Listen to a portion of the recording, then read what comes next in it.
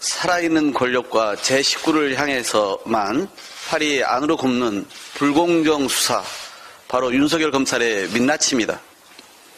곽상도 전 의원의 50억 뇌물 무죄 판결의 충격은 좀처럼 가실 줄 모릅니다. 5년 10개월 근무한 연봉 4천만 원의 대리가 50억 원의 퇴직금을 받았습니다. 통상 같은 근속연수가 받는 2,200만 원에 200배가 넘는 금액입니다. 윤석열 검찰의 선택적 부실 수사에 퇴직금 50억 원을 받으려면 1,200년을 일해야 한다.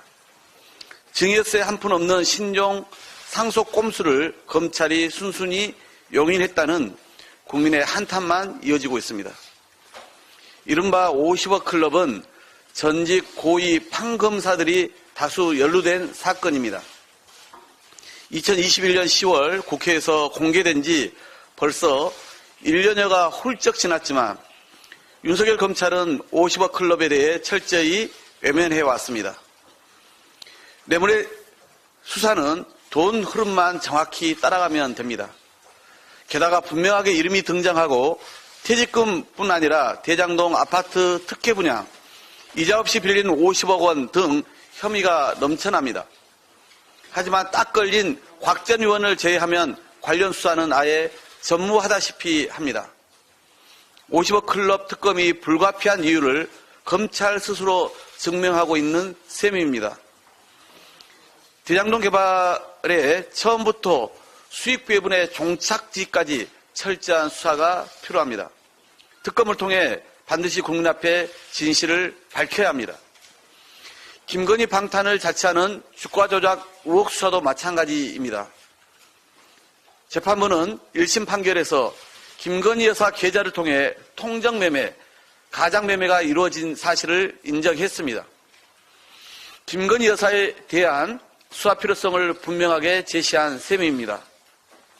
아무리 대통령실이 계좌는 활용했지만 주가 조작엔 가담하지 않았다라며 검찰에 가이드라인을 주고 진상을 은폐하려 해도 달라지지 않습니다.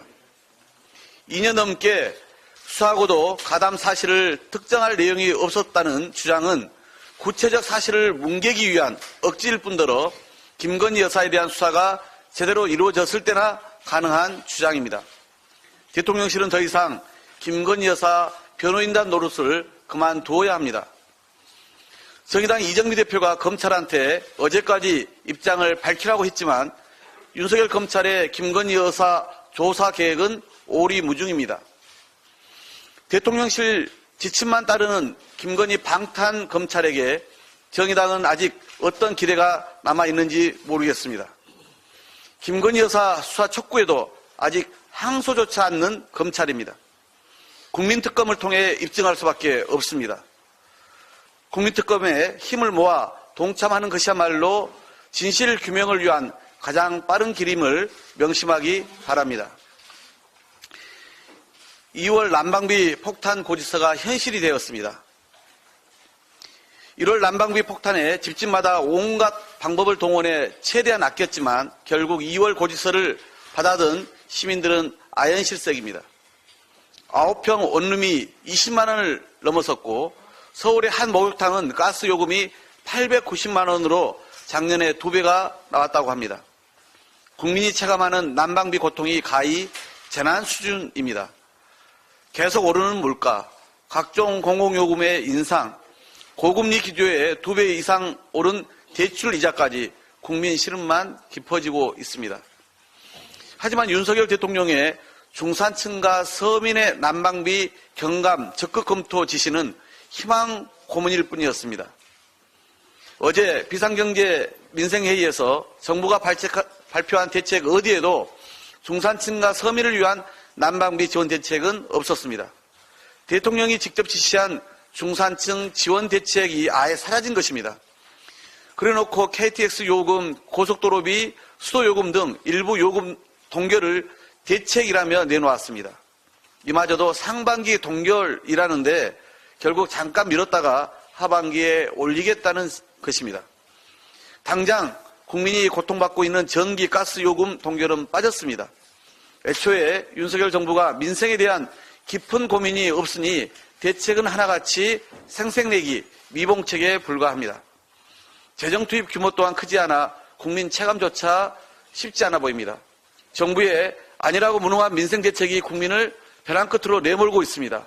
지금은 당면한 국민 고통을 조금이라도 덜어줄 대책 마련이 시급합니다. 민주당이 제안한 30조 원 긴급 민생 프로젝트, 특히 7조 2천억 원의 에너지 물가 지원금을 적극 검토할 때입니다. 정부의 느긋함 아니라면 결국 국민 분노로 되돌아올 것입니다. 윤석열 정부는 민생 최우선의 태도로 실효성 있는 대책 마련에 나서기를 촉구합니다. 어제 국회 환경노동위원회 법안 소위에서는 노조활동보장법이 의결됐습니다. 이 법의 절차도 필요성과 내용도 정당하고 합리적이건만 무조건 반대만 외친 국민의힘은 표결을 하고선 퇴장했습니다. 소위를 통과한 노조법 개정안은 우리 헌법에 보장된 노동자들의 기본권이 과도한 손배소 남발로 침해받지 않도록 하는 게 골자입니다.